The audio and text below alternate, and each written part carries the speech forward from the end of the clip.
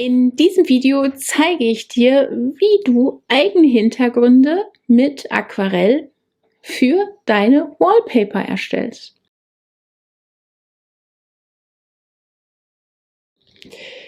Ja, natürlich ist das wieder gar nicht schwer, ne? Ich weiß, das sage ich immer, aber es ist nicht schwer. Es ist einfach nur, ja, du musst ein bisschen experimentierfreudig sein. Wenn du jetzt so gar nichts mit Aquarellmalen am Hut hast, dann möchte ich dir unseren Watercolor-Kurs für Grafikdesigner empfehlen. Da zeige ich dir, wie du ja nicht nur malst, sondern auch Farben mischt. Ich erzähle dir etwas zur Farblehre und ich zeige dir auch wirklich mit einzelnen Pinselübungen, wie du Blätter, Blumen und all diese kleinen Dinge erstellst und daraus dann später natürlich auch schöne Grafiksets machen kannst. Und natürlich lernst du auf diese Weise auch, wie du Wallpaper erstellen kannst oder Hintergründe für Wallpaper erstellen kannst. Ja, wie geht das denn nun? Im Prinzip nimmst du dir die Materialien, die man zum Aquarellmalen braucht. Das wäre einmal Aquarellpapier, dann halten wir Aquarellfarben und dann ein paar Pinsel.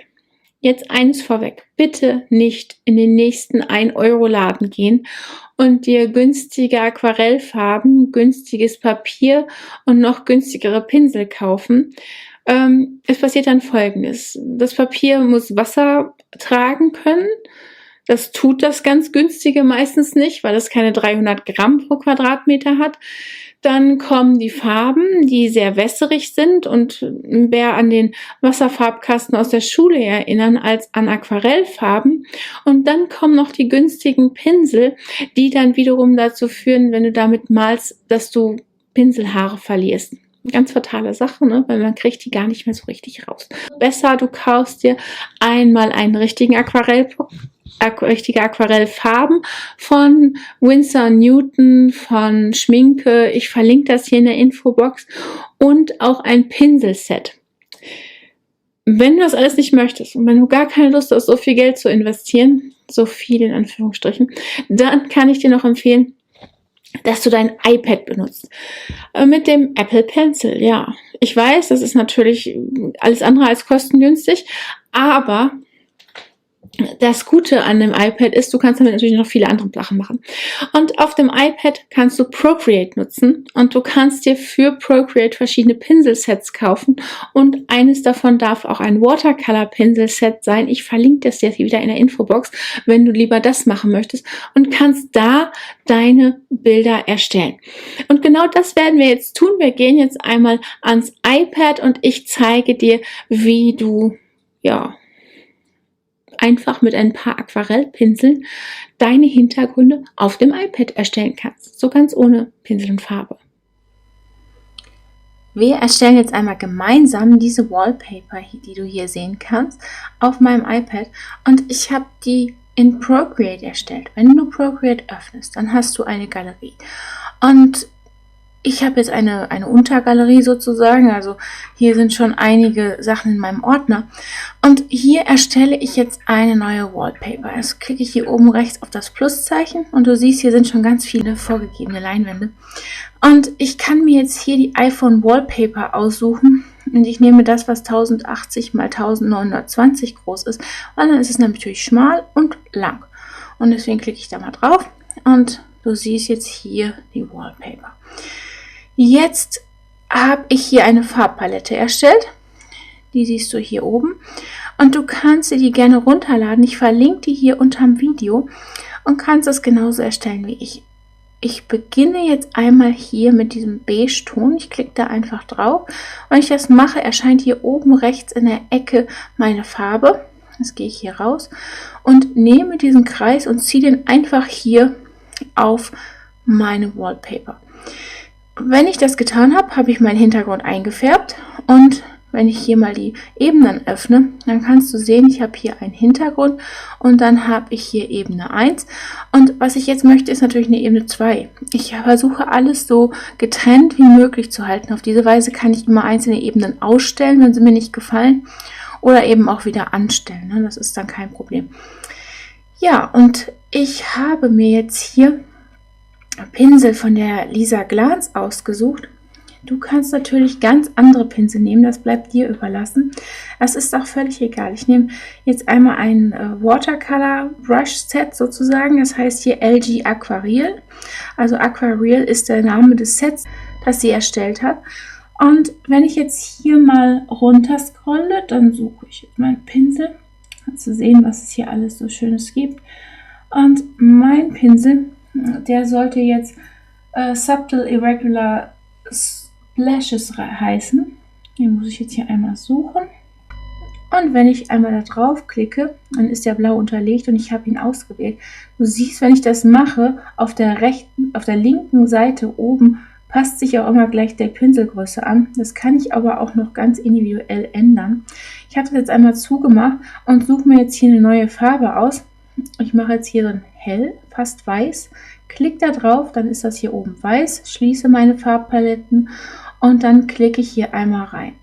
Was jetzt passiert, das kann ich wenig kontrollieren. Also ich klicke da rein, und da der Pinsel so groß ist, hier kann ich ja die Größe einstellen, siehst du, dass der sehr groß gewesen ist. Mit 2 Fingern kann ich das wieder löschen und klicke da nochmal rein. Jetzt ist es schon wesentlich kleiner. Ich kann ihn aber auch immer noch verändern, indem ich hier, wenn du jetzt einmal hier schaust, habe ich auf dieser Ebene ja nur meinen einen Pinsel-Splash sozusagen. Wenn ich jetzt hier oben drauf klicke, dann kann ich genau den hier verändern, vergrößern, verkleinern, die Position ändern. Das mache ich jetzt hier einmal. Ich mache den so nach oben links, ja, und hake das sozusagen ab. Und das Ganze mache ich jetzt noch einmal, eine neue Ebene wieder, denselben Pinsel und klicke einfach noch einmal unten rechts hin. Auch den kann ich jetzt wieder verändern, weil er ja auf einer eigenen Ebene ist. Also kann ich hier einfach das jetzt so groß ziehen, wie ich das haben möchte. Ja, oder in die Ecke schieben, wie auch immer. Im nächsten Schritt brauche ich jetzt eine neue Ebene, weil ich ja hier noch verschiedene Splashes haben möchte. Und dazu nehme ich den nächsten Pinsel und eine andere Farbe. Ich klicke hier wieder drauf, oben rechts in der Ecke und nehme jetzt einmal den roten Ton. Einmal draufklicken, dann wird das hier oben rechts wieder rot. Und ich kann wieder auf Pinsel gehen und mir einen neuen Pinsel aussuchen. Ich nehme jetzt den Tiny Sprays 2. Den habe ich mir hierfür ausgesucht. Und gehe einfach mal hier drüber. Auch das wenig kontrollierbar. Was habe ich jetzt getan?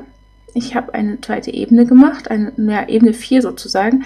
Wichtig, immer kontrolliere das lieber 5-mal zu viel als einmal zu wenig und sieh zu, dass du alles immer auf einer extra Ebene hast. Das Schöne ist nämlich, ich kann es dann einfach ausstellen. Also angenommen, mir gefallen jetzt die Splashes nicht mehr, dann kann ich die einfach ausstellen, ja. Aber du siehst schon den Unterschied, ne? Wenn ich das jetzt hier ausstelle, meinetwegen die beiden Ebenen, dann wirkt das Ganze sehr, sehr flach, ne? Deswegen ist es ganz gut, wenn ich verschiedene Ebenen aufbaue.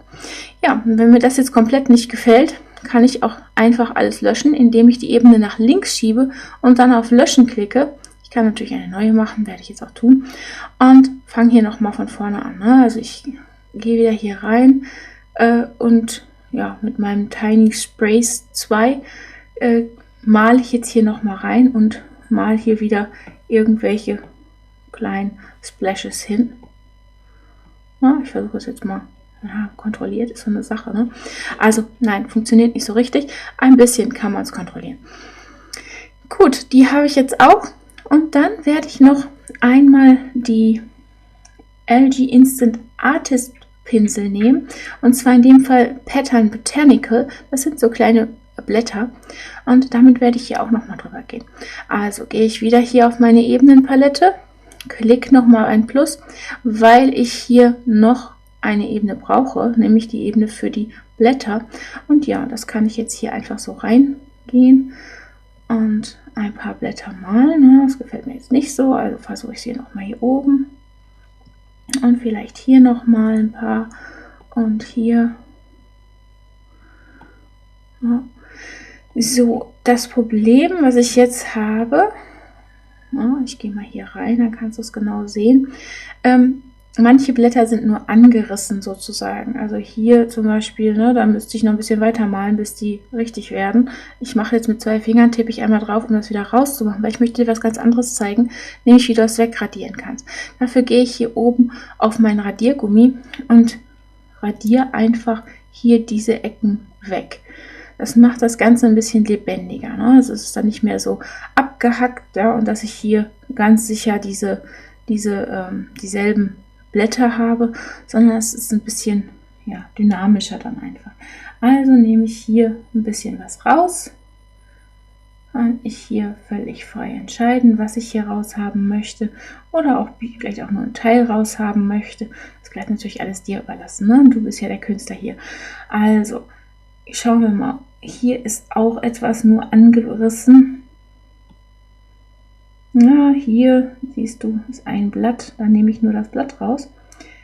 Und hier ist dasselbe Problem. Da ist da pinsel ich dann alles weg. Also kommt alles raus hier. Natürlich kann man noch mit einem kleineren Pinsel arbeiten und noch viel vorsichtiger sein. Aber ich möchte das erstmal hier jetzt nur gucken, dass ich das richtig hinbekomme. Hier siehst du es auch. Hier fehlt noch ein Stück. Das hätte ich gerne behalten. Deswegen gehe ich nochmal zurück auf den Pinsel und pinsel hier einfach weiter. Ne? Du siehst schon, was passiert. Ich kriege einfach den Rest von meinem Blatt dahin. Ne? Und dementsprechend kann ich das dann so lassen. Ja, somit ist meine Wallpaper schon fertig. Also du siehst, es ist gar keine große Sache. Das Ganze exportiere ich jetzt, indem ich hier draufklicke, dann auf Teilen und dann hier auf JPEG, auf PSD kann ich auch gehen, dann würde ich die ganzen Ebenen beibehalten. Brauche ich jetzt nicht unbedingt, deswegen ein JPEG genügt. Und dann klicke ich hier auf AirDrop und er zeigt mir schon meinen Computer an und dann kann ich das Ganze auf mein Gerät übertragen. In Photoshop würde ich jetzt einfach noch ein Zitat einfügen oder irgendetwas Ähnliches und schon wäre mein Wallpaper fertig. Den Link zu dem Wallpaper findest du hier auch in der Infobox. Ich hoffe, das hat dir Spaß gemacht. Ist ja mal was anderes, ne? Digitales Malen ist immer was anderes als Pinsel und Farbe. Der eine mag das, der andere das. Das ist natürlich, bleibt dir überlassen. Ich zum Beispiel mag beides oder ich kombiniere beides und versuche das Ganze dann, wenn ich was gemalt habe, in den Computer zu bekommen. Macht auch Spaß, ne? Also, es ist wirklich up to you, wie du das gerne magst. Aber ausprobieren schadet ja nicht. Wenn du schon ein iPad hast, ist das der ideale Zeitpunkt, das auszuprobieren und mal Watercolor zu malen. Also mit Watercolor-Pinseln Hintergründe zu malen, damit du wiederum Wallpaper verkaufen kannst. Wenn dir das Video gefallen hat, dann abonnier doch bitte unseren Kanal, klick die kleine Glocke an, damit du benachrichtigt wirst, wann immer wir ein neues Video posten und klick auf den Like-Button. Und dann sage ich bis zum nächsten Mal. Tschüss.